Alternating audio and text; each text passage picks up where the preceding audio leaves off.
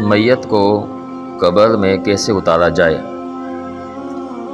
نیز میت کو اتارتے وقت بسم اللہ وعلی ملت رسول اللہ کی کیا حیثیت ہے؟ میت کو جس وقت قبر میں اتارنا ہو تو سنت یہ ہے کہ پاؤں کی جانب سے اتارا جائے۔ ابو اسحاق سے روایت ہے، فرمایا کہ حارث نے وصیت کی کہ ان کی نماز جنازہ عبداللہ ابن یزید رضی اللہ تعالیٰ عنہ پڑھائیں۔ انہوں نے اس کا جنازہ پڑھا، پھر ان کو قبر میں پاؤں کی طرف سے داخل کیا اور فرمایا یہ سنت میں سے ہے۔ اسی طرح امام بہقی اس حدیث کے بارے میں فرماتے ہیں کہ یہ سند صحیح ہے، مزید کہا یہ سنت میں سے ہے اور مسند حدیث کی طرح ہے۔ صحابی رسول کا کسی امر کے بارے میں یوں کہنا کہ یہ سنت میں سے ہے، اس سے مراد نبی کریم صلی اللہ علیہ وسلم کی ہی سنت ہوتی ہے۔ امام شافعی رحمۃ اللہ علیہ فرماتے ہیں کہ نبی کریم صلی اللہ علیہ وسلم کے صحابہ سنت کا لفظ صرف سنت رسول پر ہی بولتے ہیں انشاءاللہ۔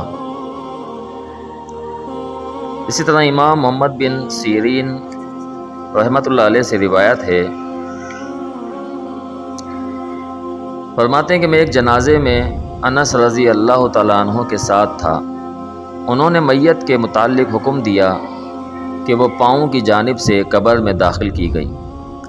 عمر بن مہاجر سے روایت ہے کہ عمر بن عبدالعزیز کا جب بیٹا فوت ہوا تو انہوں نے بھی پاؤں کی طرف سے قبر میں داخل کرنے کا حکم دیا۔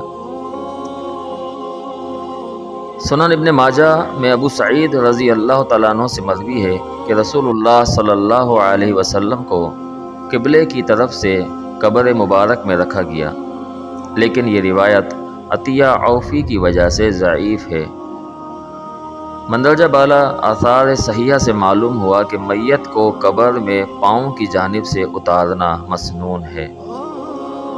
اور دوسرا مسئلہ، میت کو قبر میں اتارتے وقت بسم اللہ وعلی سنت رسول اللہ یا بسم اللہ وعلی ملت رسول اللہ پڑھنا بھی صحیح حدیث سے ثابت ہے۔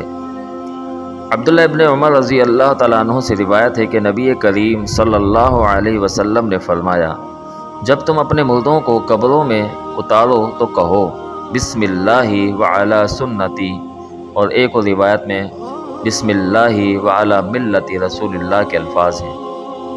سنن ابو داؤد کتاب الجنائز باب فی الدعاء للمیت اذا وضع فی قبری۔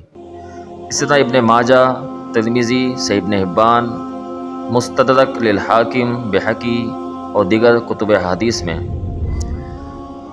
اس حدیث کا ایک صحیح شاہد البیاضی رضی اللہ تعالیٰ عنہ سے مستدرک للحاکم میں موجود ہے کہ رسول اللہ صلی اللہ علیہ وسلم نے فرمایا جب میت کو قبر میں رکھا جائے تو اس کو لحد میں رکھتے وقت رکھنے والے کہیں بسم اللہ وباللہ وعلی ملت رسول اللہ، لہذا یہ کلمات کہنا صحیح حدیث کی روح سے مسنون ہیں۔ السلام علیکم ورحمۃ اللہ وبرکاتہ۔